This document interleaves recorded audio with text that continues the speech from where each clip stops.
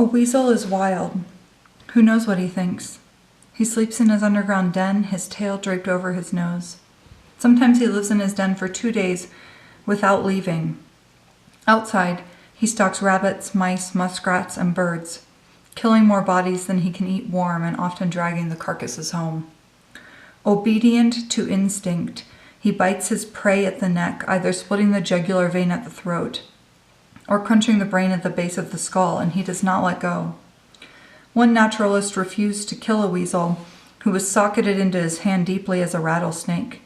The man could in no way pry the tiny weasel off, and he had to walk 1/2 mile to water, the weasel dangling from his palm, and soak him off like a stubborn label. And once, says Ernest Thompson Seton, once a man shot an eagle out of the sky.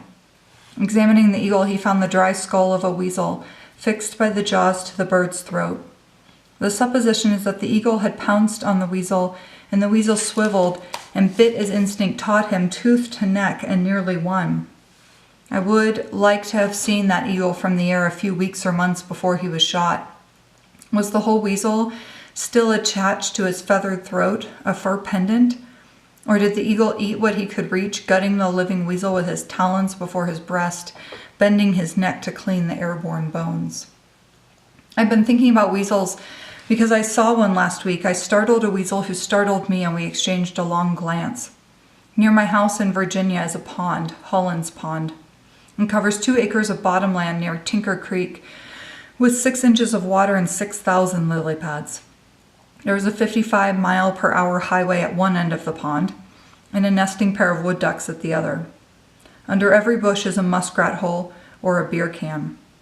The far end is an alternating series of fields and woods threaded everywhere with motorcycle tracks, in whose bare clay wild turtles lay eggs. One evening last week at sunset, I walked to the pond and sat on a downed log near the shore. I was watching the lily pads at my feet tremble and part over the thrusting of a carp. A yellow warbler appeared to my right and flew behind me. It caught my eye. I swiveled around, and the next instant, inexplicably, I was looking down at a weasel who was looking up at me. Weasel! I had never seen one wild before. He was 10 inches long, thin as a curve, a muscled ribbon, brown as fruitwood, soft-furred, alert. His face was fierce, small and pointed as a lizard's.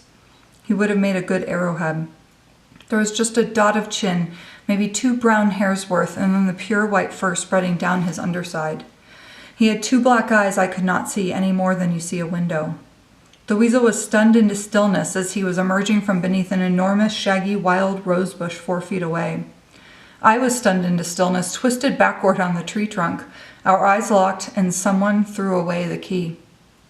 Our look was as if 2 lovers, or deadly enemies, met unexpectedly on an overgrown path when each had been thinking of something else, a clearing blow to the gut. It was a bright blow to the brain, a sudden beating of brains with all the charge and intimate grate of rubbed balloons. It emptied our lungs. It filled the forest, moved the fields, and drained the pond. The world dismantled and tumbled into that black hole of eyes. He disappeared. This was just last week, and already I can't recall what shattered the enchantment. I think I blinked. I think I retrieved my brain from the weasel's brain and tried to memorize what I was seeing. And the weasel felt the yank of separation, the careening splash down into real life, an urgent current of instinct. He vanished under the wild rose. I waited motionless, my mind suddenly full of data and my spirit with pleadings, but he didn't return. Please do not tell me about approach avoidance conflicts. I tell you, I've been in that weasel's brain for 60 seconds, and he was in mine. Brains are private places, muttering through unique and secret tapes. But the weasel and I, for a sweet and shocking time, both plugged into another tape altogether. Can I help it if it was a blank?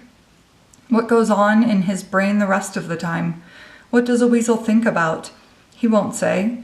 His journal is tracks in clay, a spray of feathers, mouse blood, and bone, uncollected, unconnected, loose leaf, and blown. I would like to learn or remember how to live.